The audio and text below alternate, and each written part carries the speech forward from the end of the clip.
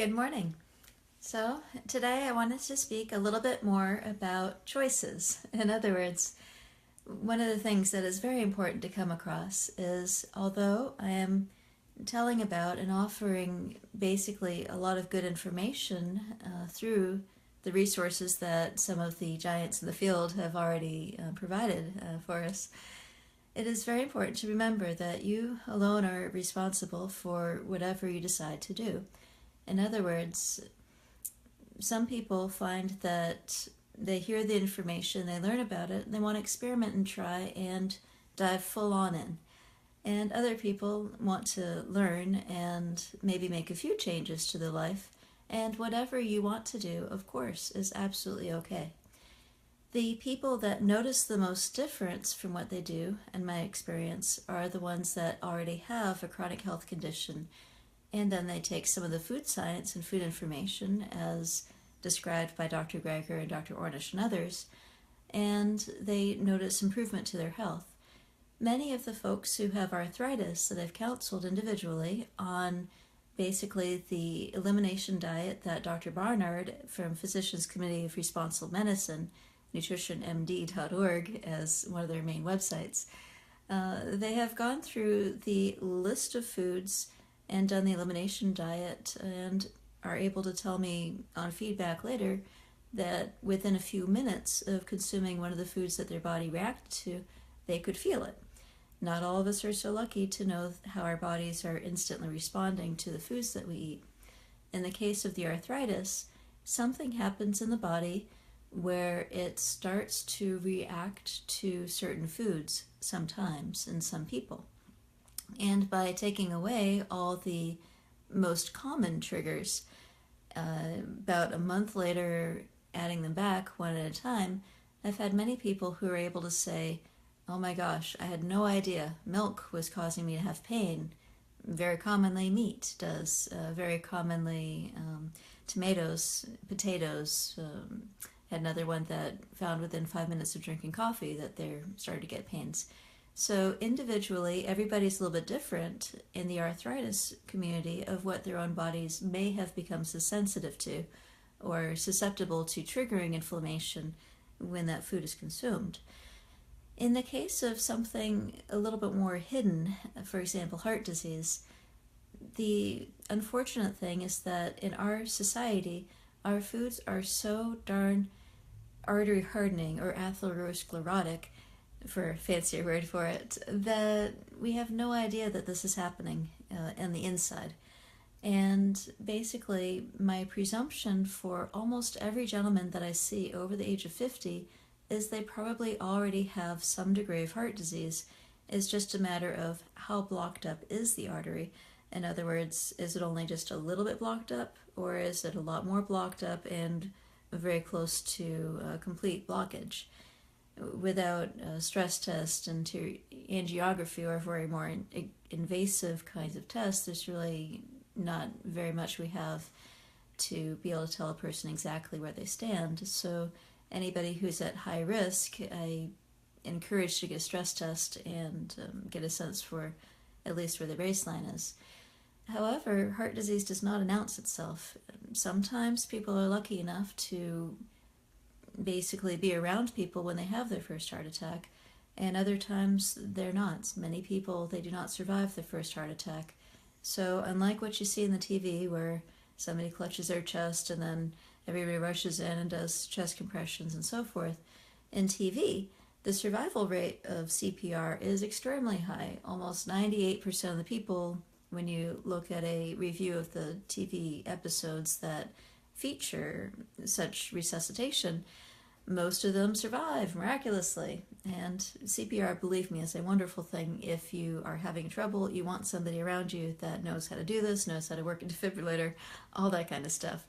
However, if somebody has a heart attack and they happen to be by themselves, they may survive it or they may not. So as you look through the information, please know that this has the potential to be very much life-saving as well as life-enhancing. Physicians for many, many centuries have been using plants as medicine. The difference now is that instead of basically having old wives' tales, or I think you can use vinegar for this, or things like that, we now actually have science behind it. And so we have a lot more information than we had in the past. For example, I used to think that olive oil, like everybody else, in the country, it seems like it was a very healthy thing because they taught us this in medical school. They teach you that, you need to have a certain number of oils and proteins and things like that. In our culture, the word protein has become synonymous with meat, as if nothing else in the world has protein, essentially. And it wasn't until a very close friend of mine was actually in the hospital having a heart attack that I fully embraced the idea that maybe this is not such a good thing. And so he was sitting there recovering, and I reached for my handy dandy things, and so went to Dr. Greger and said, okay, what's the latest on heart disease? And lo and behold, there was the presentation on olive oil, and I said, oh no, we have missed something. And I found for myself that once we eliminated the olive oil and completely got rid of the little bit of cheese or the little bit of dairy creamers and things like that, that I'd still been getting a little bit of along the way, that I also lost about 25 pounds. He lost about 30 pounds. Another friend of ours, unfortunately, had a heart attack, and basically he was lucky that he happened to be at church when he had his, and they got him to the emergency room, and they put some stents in. And of course, my other friend and I, leaped into the waiting room and into his hospital room and gave him the books, Forks Over Knives video. We told him about the Dr. Esselson's Prevent Reverse Heart Disease, and told him, go to nutritionmd.org, go to nutritionfacts.org, go check out these resources, because right now you're only a couple of millimeters away from life and death. And I'll tell you, it is a very sobering thing to realize that your friends are only a millimeter or two away from not being here anymore. And he decided that after the emergency stents were placed, he was going to give a trial to Dr. Esselson's Prevent Reverse Heart Disease diet pattern. And with only a few months later, he also, I think he lost, 40 pounds? And now total about 50 pounds as a result. But more importantly, through having lots of dark green leafy veggies, through having a whole food, plant-based, oil-free diet pattern, a few months later when the surgeon said, all right, now it's time, those extra elective stents that we really wanted to put in you, sooner, let's go check it out. And they did the study, and sure enough, they said, wait a second, we don't need to place those stents anymore, because the blood flow had improved so much to the arteries that he has not needed to have any of the extra stents placed. Now, these are stories from my life, and one of the reasons why I'm so passionate about talking to everybody about the best of what I know about the best available food science. So sometimes when people hear me speak, they think, oh my gosh, you're telling me to get rid of this, how can I enjoy life, what on earth can I eat, who are you to tell me what to do, that sort of thing. And really, I try not to be pushing of anything, but more try to be just offering that there's a lot of good information, a lot of good science, that a lot of people have figured out a lot of very valuable information that we can take advantage of. You don't have to reinvent the wheel if you want to try this. And I'm always surprised by how much people are able to transform themselves. For example, I was talking about this a few years ago in Mississippi to a diabetes group, and I never know what people are going to do with the information. In this case, I spoke to a husband and wife couple, and then I spoke with the wife a while later, and she said, you know what, the strangest thing has happened. Instead of sitting there watching TV with me, my husband was in the kitchen, and he had a knife, and he was chopping vegetables.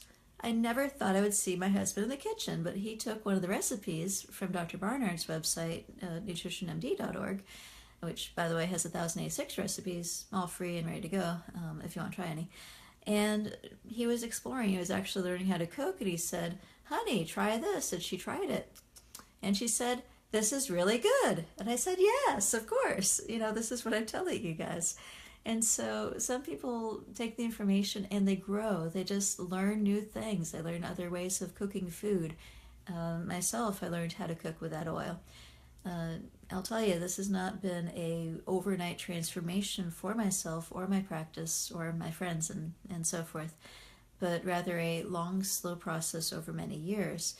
In 2012, when I first was figuring out different things that were impactful for my own arthritis, of course, much later discovering that a lot of people had already figured this stuff out. Basically, I was still having a little bit of dairy, and I was still having a little olive oil and things like that because these things are healthy, so says our culture. And it took me a while to realize that it wasn't so much. And one of the things that I saw was this documentary called Forks Over Knives. And I spoke with Dr. Elselson, and I know that I heard all this stuff back in 2012, but like many people, I kind of half heard it, I kind of half didn't believe it. In fact, the first time I saw Forks Over Knives with my friends, I paused the video and I started like shouting, not really shouting because I'm not that loud, but I started talking back to the screen and saying, "Oh my gosh, this is dangerous. What are these people talking about? People are going to stop their statins. They're going to go off all these medications and it's going to be disastrous, right?"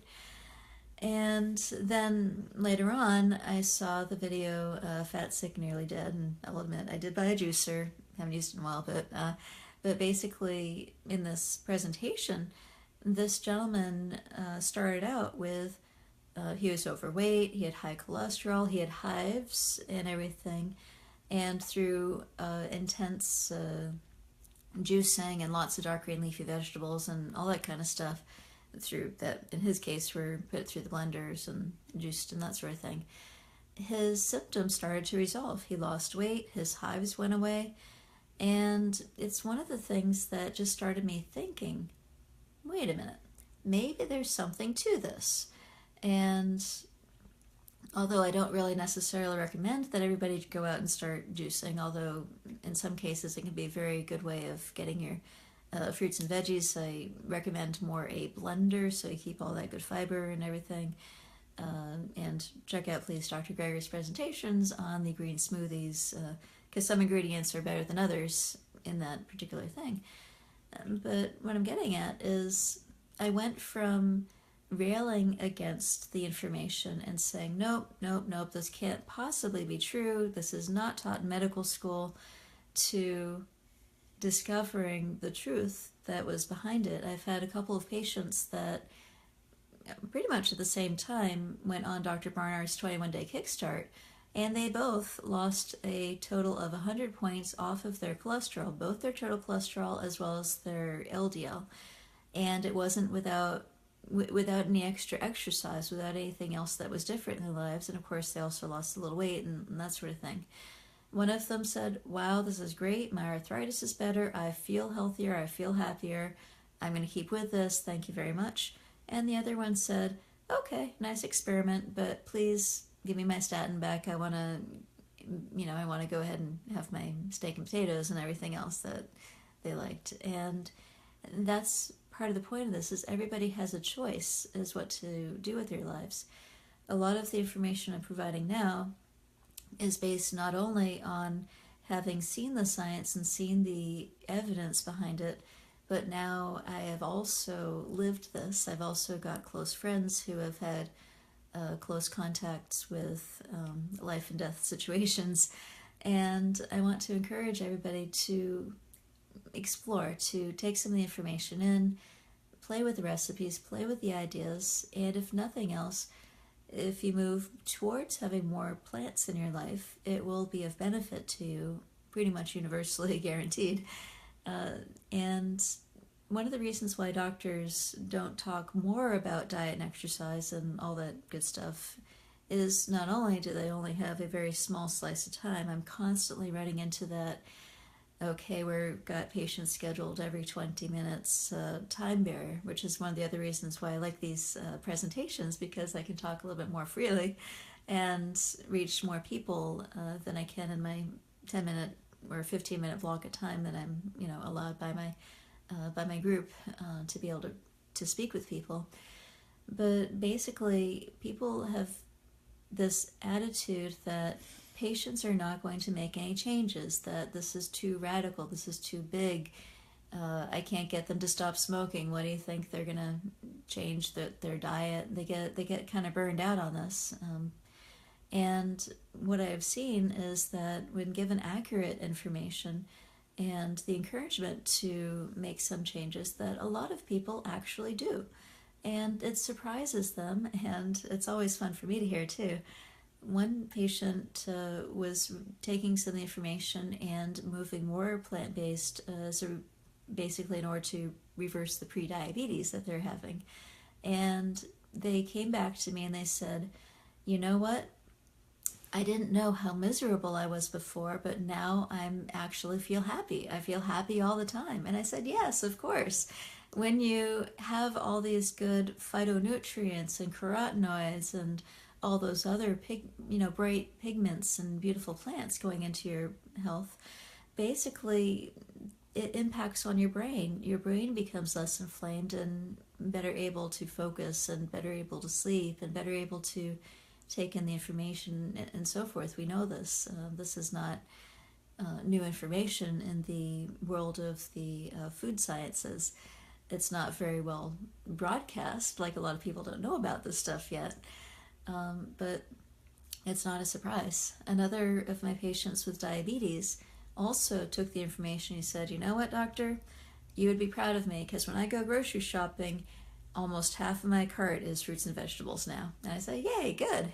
And he also had such a dramatic change very quickly that we had to take away his insulin very quickly, otherwise his sugars were going too low. And that's one of the caveats to all this information is if somebody has high blood pressure, diabetes, and so forth, and they're on certain medications, be aware that especially with blood pressure and diabetes medications, this diet pattern can be so darn healing that within a couple of weeks, the blood sugar can become normal and the blood pressure can also become normal. And so if you have a normal blood pressure and then you take a blood pressure lowering medication on top of that, well, you can push it down too much, get lightheaded and dizzy and that sort of thing. So I encourage anybody that's got these conditions and on certain medications to work very closely with your physician and keep a close watch on those blood pressures and blood sugars, because in a very short amount of time you may need to have those doses of medications decreased. Always best done in conjunction with your healthcare team, who probably in all likelihood has not heard of this information yet, and if they have heard about it, they might be just like I was a few years ago and say, oh no, that can't possibly be true. If it was so true, why wouldn't we have heard of this before? And I think the message is starting to get more out there. There's some wonderful conferences that doctors can go to where they can learn about this information and so forth. So let's see. So that was pretty much the main thing that I want to communicate this morning is please take this more as an offering. There is a lot of good information out there. Feel free, you can, cherry pick away at it, what you want for your own life, or you can dive full in if you like and try the 20-minute kickstarts and see how fitting these patterns into your life may be of tremendous benefit to you. And it's been a pleasure to be of service to you all, and it's a pleasure to get a chance to talk to you guys this morning. So enjoy, have fun, and we'll talk again later. Take care. Bye-bye.